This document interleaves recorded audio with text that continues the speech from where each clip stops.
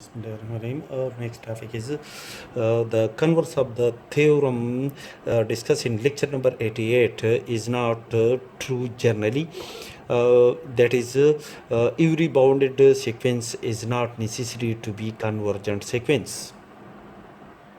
For example, the general term of the sequence an is equal to 1 plus minus 1 is for n for n belong to the natural number is a bounded sequence because an absolute is less than or equal to 1 plus minus 1 is for n. That is, when the value of n is 1 or 3 or 5, that is the power of minus 1 is an odd number, the result is equal to minus 1. And when the value of minus 1 is equal to 2, 4, 6 and so on, that is the value of the power of minus 1 is an even number, then the result is equal to plus 1. Therefore an is equal to 1 minus 1, that is when n is odd number, then an is equal to 1 minus 1 is equal to 0. And when the value of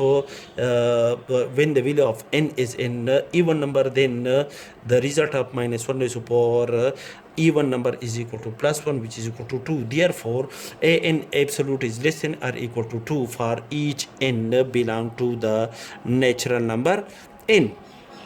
Thus, the sequence, in this case, we can say that the sequence an is a bounded sequence. But the limit of the sequence an is equal to 0 when n is an odd natural number. That is, when n is an odd natural number, then the result is equal to an is equal to 1 plus minus 1 is equal to 0.